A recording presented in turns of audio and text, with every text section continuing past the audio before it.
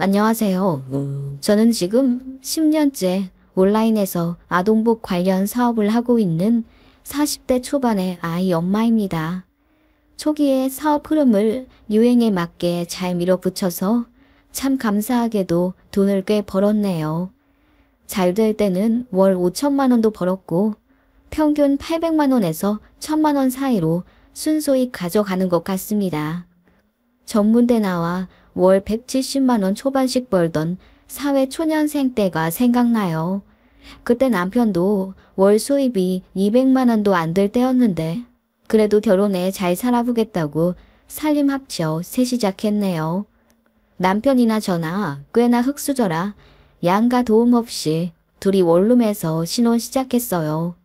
저희 친정은 시골에서 농사 짓고 계시고 시댁은 잡화점 장사하십니다. 그냥 자식들 물려줄 재산만 없을 뿐이지 자식들에게 손 내미셔야 하는 상황은 아닙니다. 그래도 제가 돈 좀 벌기 시작하면서 양가에 월 50만 원씩은 꼭 드렸지요. 그런 저에게 친정 부모님은 정말 고마워하셨어요. 대준 것도 없이 결혼했는데 이렇게 승승장구 잘 되었다며 다 큰 저를 기특해 하셨지요. 반면 시댁은 그냥 모든 게 당연하신 것 같으세요. 10만 원을 드릴 때도 50만 원을 드릴 때도 반응이 한결같습니다. 더 안 주냐? 내년엔 더 줘라. 늘 이렇게 말씀하셔서 솔직히 돈 드릴 맛이 안 났어요. 그래서 지금은 안 드리지만요. 남편도 그걸 느끼고 저에게 많이 미안해하고 제 앞에서 시부모님께 며느리한테 좀 살갑게 말하라고 핀잔 줄 때도 많았지만 시부모님은 평생을 여유 없게 살아서인지 매번 그러시더군요. 심지어는 남들은 자식들이 부모 빚 떠안는다더라. 우리는 물려줄 빚이 없으니 얼마나 좋은 일이냐. 매번 감사해하며 살아라. 라고 말씀하셨는데 그 말 듣자마자 제 남편 얼굴이 새빨개지더라고요. 제가 생각해도 시부모님은 교양도 없고 인성도 별로이십니다. 그런 부모 밑에서 제 남편같이 건실한 사람이 아들로 자라났다는 게 참 신기할 정도지요. 더 신기할 수밖에 없는 게 남편에게는 남동생이 있어요. 시동생도 시부모님이랑 똑같습니다. 뭘 해줘도 당연하게 생각하고 조금이라도 더 큰 꿈을 얻어먹고 싶어서 눈이 시뻘건 사람이에요. 그래서 그런지 연애도 제대로 못하다 겨우 선봐서 결혼할 뻔했는데 그마저도 파혼당하고 현재 나이 저랑 동갑인 40대 초반인데 여태 장가 못 갔습니다. 이렇다 할 직업도 없고 1년에 2번 회사 바꾸면서 근근히 용돈이나 벌며 사는 것 같아요. 다행히 집은 시부모님이 해주셔서 전세 3,400만 원짜리 원룸에서 살고 있습니다. 그리고 회사를 계속 관두니 그 업계에서도 블랙에 걸린 것 같고 이제는 전공과 무관한 일자리 하며 살더라고요. 당연히 안정적이지 않고요.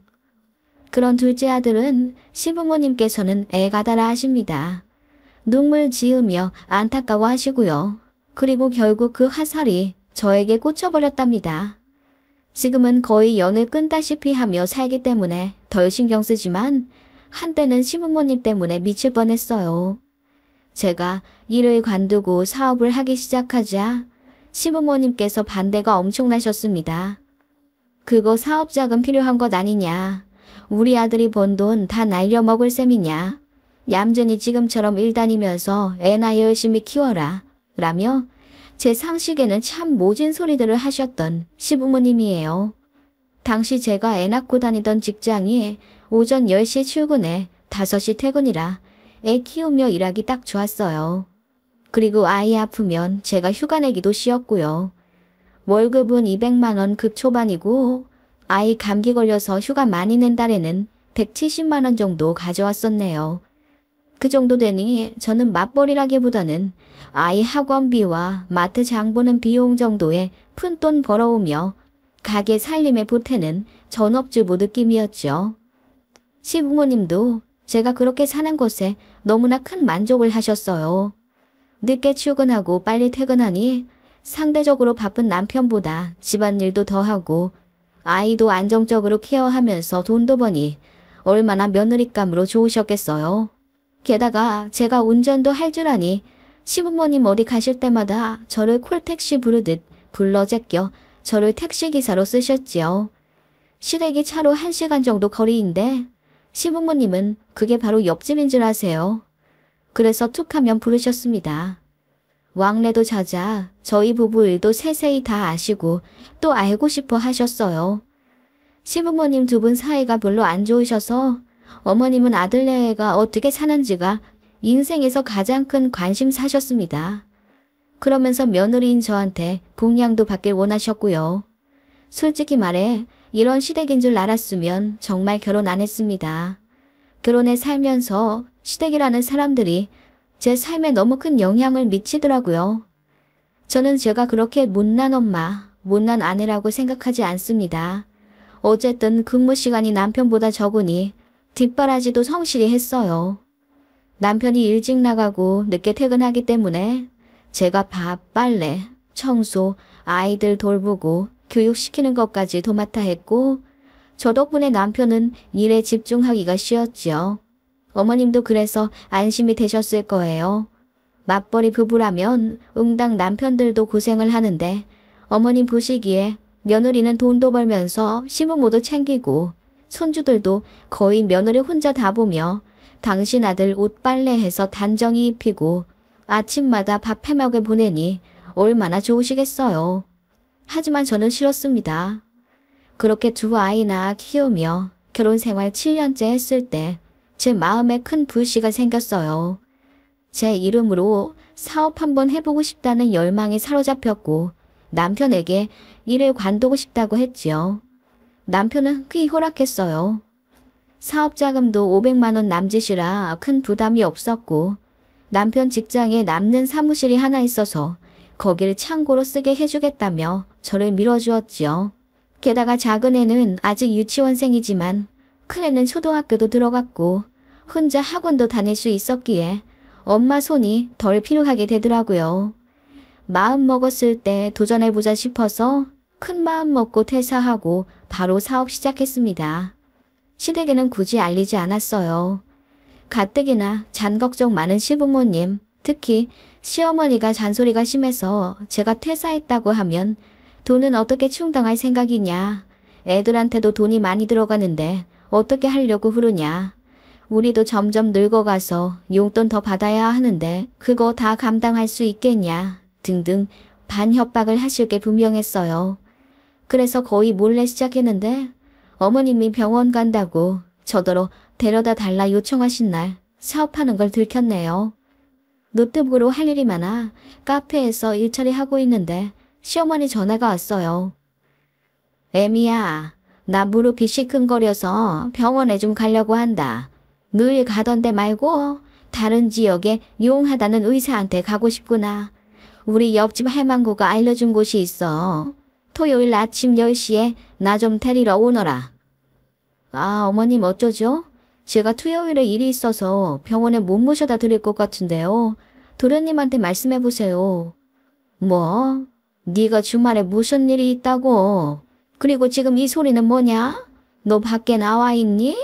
지금 일할 시간 아니냐? 아, 그게요. 제가 조금 머뭇거리다 어머님께 모든 사실을 알렸습니다. 그랬더니 어머님이 쩌렁쩌렁하게 소리를 지르며 저더러 어리석은 짓을 했다고 화를 내시더라고요. 그리고는 당장 전 직장에 전화해서 싹싹 빌고 받아달라 해라. 사업하던 거 당장 관둬라. 설득하시더군요. 제가 이미 늦었고 저도 나름대로 생각이 있어 추진한 일이라고 하니 어머님이 한숨을 푹 내쉬며 얼마나 잘 되나 보자. 너 우리 아들 돈 1원이라도 손해보게 했다간 내가 가만두나 보자. 라고 하시더군요. 그 말에 정말 힘이 쭉 빠질 정도로 상처를 받았네요. 시부모님이 아무리 무뚝뚝하시고 감정 표현이 서툴다 해도 그래도 제가 그간 해드린 것에 고마워는 하실 줄 알았어요. 그리고 늘 저를 딸이라 하셨기 때문에 귀찮아도 봉양해드렸던 건데 결국 며느리는 며느리더군요. 그날 저는 남편이랑 무지하게 싸웠더랬지요. 싸웠다기보다는 일종의 선전포고를 한 셈이에요. 다신 시댁의 전처럼 사근사근하게 굴지 않겠다고요. 남편도 알겠다 하며 이해하더군요. 미안하다는 사과까지 받았고요. 어머님은 본인이 뱉은 말이 있어서 그런지 저에게 한동안 연락 안 하시더라고요. 당신께서 병원이며 맡으며 오갈 때마다 저를 부려먹으셨고 제가 늘 반찬이며 과일을 사다 드리고 심부름도 다 해드렸기 때문에 제가 없으면 참 불편하실 거예요. 그래도 안 하시더군요. 진짜 다행이라고 생각했어요. 그렇게 저는 맨 땅에 헤딩을 하며 그야말로 피똥을 싸면서 사업을 키웠어요. 그렇게 3년 정도 되었을 때 어느 정도 안정화가 되어 월 수익 고정으로 1,000만 원 전후로 벌게 되었죠. 그쯤 되었을 때 시어머니도 저에게 먼저 연락을 하시더군요. 저도 그냥 좋은 게 좋은 거라고 어른이 먼저 손 내민 걸 받아들였고요. 어머님은 저를 다시 봤다면서 어떻게 이렇게 돈 잘 버는 재주가 있었냐며 신기해 하셨어요. 그리고는 힘든 일 있으면 말하라 하시는데 참 눈물나게 감사하더군요. 저랑 거의 연락 안 했던 3년 동안 어머님도 많이 뉘우치셨구나 생각했어요. 그래서 저도 마음이 누그러지더군요. 그런데 정말 상상도 못할 일이 벌어진 거죠. 양가 용돈 50만 원씩 올려드리자 시어머니가 저에게 전화하셔서는 도대체 얼마를 벌길래 50만 원씩 턱턱 보내주는 거냐. 내년에 집도 이사 간다면서 아들한테 얘기 다 들었다 라고 하시더라고요. 저는 시부모님한테는 제가 버는 돈 절대 정확하게 말씀드리기 싫었어요. 사람 나름이라고 시부모님은 계속 바라기만 하실 분들 같았거든요.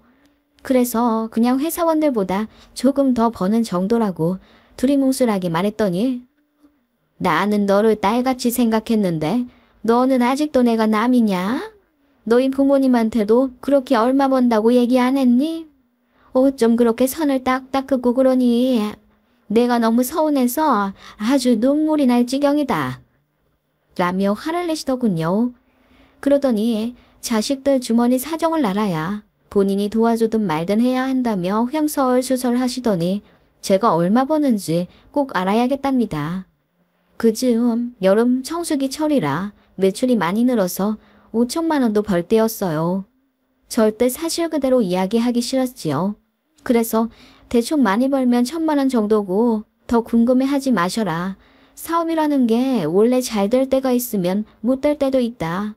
다음 달엔 얼마 벌지 아무도 모르는 거라고 어머님을 달래드렸습니다.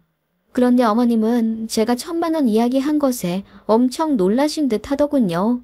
잘 버니 좋다며 이왕이면 여유 없는 시댁에 돈 조금 더 써달라는 부탁과 함께 끊으셨습니다. 그 얘기 들으니 사실대로 이야기 안 하길 잘했다 싶더군요. 그런데 문제는 예상외의 곳에서 터졌습니다. 어머님이 제 남편에게 애들 엄마가 5월에 세금을 얼마나 냈냐고 물어보셨다더군요. 지금 생각하면 그거 시동생이 코치해준 대로 물어보신 듯 하고요. 제 남편은 아무것도 모르고 사실대로 얼마 냈다고 했고요. 그걸로 제가 얼마 정도 버는지 시동생과 추측을 한 모양입니다. 제가 달에 1,000만 원 훨씬 이상 버는 걸 알게 된 시어머니가 분노에 가득 차 저에게 찾아오셨습니다. 너 1,000만 원 훨씬 넘게 벌지? 우리 작은 아들이 그러는데 한 달에 3,000만 원은 넘게 벌 것 같다고 하던데? 그리고는 제가 사실대로 이야기하지 않아 너무 서운하다며 우시더군요. 저는 저대로 열이 받아 어머님, 제 남편에게 세금 떠보듯이 물어봐서 기어코 알아내신 어머님께도 저는 서운한데요. 사실대로 이야기하지 않은 건 저도 나름대로의 이유가 있는 거예요. 라고 했더니 어머님이 아무 말 못하시더군요. 그렇게 포기하시는 줄 알았는데 도련님이 진짜 끈질기더군요. 제 사업체를 뒤에서 조사를 했나 보더군요. 어디서 제 매출 추정액을 뽑아가지고 지 엄마를 드렸더라고요. 거기는 제가 월 5천만 원까지도 찍힌 금액이 있었어요. 시어머니가 그 종이 한 장 달랑달랑 들고 와서는 며느리가 이렇게 능력 있을 줄 몰랐다면서 동네방네 자랑했으니 책임지라 하시더군요. 어쩔 거야. 다들 나보고 부럽다고 하는데 아파트라도 전세로 좀 뽑아줘야겠네. 물론 농담이다. 나는 바라는 거 하나도 없어. 알지? 라고 하는데 어찌나 소름 돋던지요. 그러더니 제 손을 붙잡고 하는 말이 가관이었습니다. 나는 정말 바랄 것 없다. 우리야 다 늙어서 이제 죽을 날만 기다리지만 네 남편 동생은 얘기가 다르지. 너도 알다시피 네 시동생이 여태 자리도 못 잡고 색시도 없이 힘들게 살아가잖니. 나로서는 정말 우리 막내가 눈에 밟혀서 죽지도 못하는 거야. 어머님은 그렇게 펑펑 우시며 제 앞에서 또 도련님 얘기를 하더군요. 뭐가 그렇게 불쌍하다는 건지도 모르겠더군요. 본인이 게을러서 일 안 하고 성격 이상해서 여자도 못 만나는 건데 어머님은 그렇게 여자들이 여우 같다는 험담, 세상이 아들을 알아주지 않는다는 착각에 빠져 저에게 하소연하셨습니다. 아무튼 어머님이 그렇게 또 도련님 얘기를 시작하니 뭐 돈백 지어달라는 뜻인가 싶어서 남편이랑 상의해보겠다고 하며 차갑게 내보내려니 어머님이 급하게 잡더군요. 그게 아니다. 아니, 너도 알겠지만 애들 키우며 사업 꾸리는 게 얼마나 힘들어. 예전에 일 다니면서 새아가니가 집안일 하고 애들 키우고 다 했잖니. 그때 내가 마음이 얼마나 아팠다고.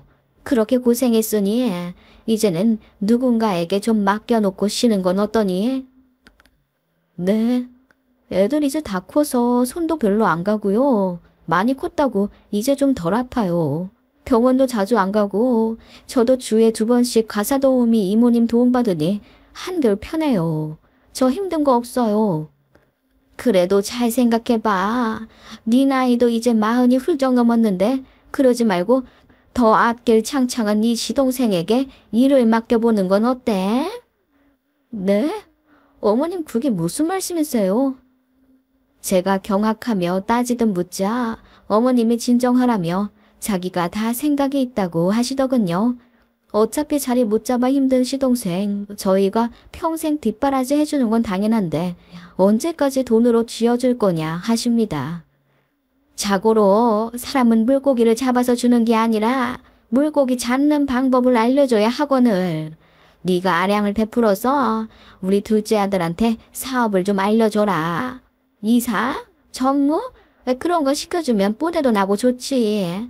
이왕이면 대표 시켜주면 우리 집안에 면도 좀 살겠지만. 무슨 소리를 하시는 거예요? 제가 어렵게 읽은 사업체를 왜 도련님한테 넘겨요? 이제 자리 잡고 이제 돈 좀 벌기 시작하는 거예요. 그 말에 시어머니가 놀라 저를 진정시키려 애쓰더군요. 알지. 네가 얼마나 고생했는지 알지.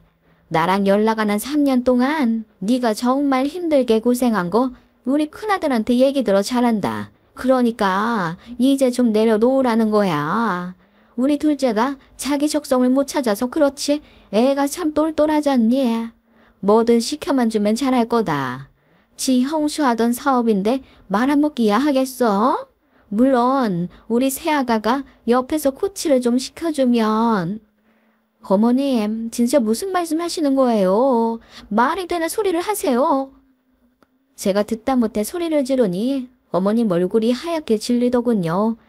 그러더니 예상대로 제가 돈을 많이 벌어 시부모 무시한다며 엄청 기분 나빠 하시더군요. 그러거나 말거나 저도 어머님한테 정이 다 떨어지더군요. 그래서 앞뒤 생각 안 하고 질렀습니다. 어머님, 자꾸 딸 같다 하시는데 진짜 딸 같으면 이런 얘기는 하시겠어요? 그동안 만만한 며느리 부려먹고 사업한다 무시할 땐 언제고 이제 와 일 잘 풀리니 그것마저도 빼앗아 가려 하세요? 빼앗다니? 너는 네 시동생 잘 되는 게 배 아프더냐? 같이 잘 되면 좋은 거지. 같이 잘 되긴 뭐가 잘 돼요. 도련님이 아직도 직장 제대로 안 다니고 장가도 못 간 건 다 도련님 능력인 거죠. 여태 자리 못 잡은 사람이 대표직 달면 새 사람 돼요. 제가 뭐하러 무능력한 사람한테 제일 맡기겠어요? 다 같이 잘 되는 게 아니라 다 같이 골로 가는 거죠. 제가 처음으로 소리를 지르며 바락바락 대들자 어머님이 뒤로 넘어가시더군요. 그러거나 말거나 저도 하고 싶은 말 다 했습니다. 제가 얼마 버는지 말 안 해서 서운하다고 하셨죠? 이래서 안 알려드린 겁니다. 이래서 밑도 끝도 없이 바라기만 하고 누울 자리 있으면 발부터 뻗고 보는 시댁이라서요. 그래도 그건 남편 가족이라 잘해드렸어요. 근데 그거 아시죠? 저도 남편이랑 이혼하면 어머님이랑 아예 남되는 거. 어머님이랑 저는 그런 사이라고요. 자꾸 딸 같은 소리해서 징그러웠어요. 그렇게 다 내질러버리니 속이 시원하더군요. 어머님은 입술까지 덜덜 떨며 저에게 질리신 듯 하고요. 그러더니 아들한테 다 잃어버리겠다고 오열하시며 가시길래 그러세요. 첫째 아들도 이혼남 만들어서 아들 둘 다 끼고 사심 딱이겠네요. 라고 했더니 움찔하시며 나가시더군요. 그렇게 어머님이랑 끝냈습니다. 그날 이후로는 어머님도 저에게 연락 안 하시고 저도 연락 안 해요. 남편에게 어머님한테 연락 안 왔냐고 하니 아무것도 모르는 얼굴로 무슨 일이 있냐 하네요. 사업체를 시동생 물려달라 하시길래 쓴소리 한번 했다고 했더니 남편이 얼굴 붉히며 미안하다고만 합니다. 돈도 안 보냈어요. 남편이 알아서 보내든지 말든지 할 겁니다. 전처럼 10만 원으로 줄여 보내는 것 같더라고요. 더 이야기하지 않았어요. 그냥 이대로 잠잠히 흘러가는 지금이 좋을 뿐입니다. 그날 이후로 시댁 관련 일이나 경조사 같은 건 오로지 남편이 다 알아서 하고요. 저는 명절에도 찾아가 뵙지 않습니다. 그냥 이렇게 사는 게 마음 편하고 좋다고 하니 남편도 그러라 하네요. 제가 너무한 건가요? 얘기 아는 사람들은 다 사이다 같아 속 시원하다고 하긴 하네요.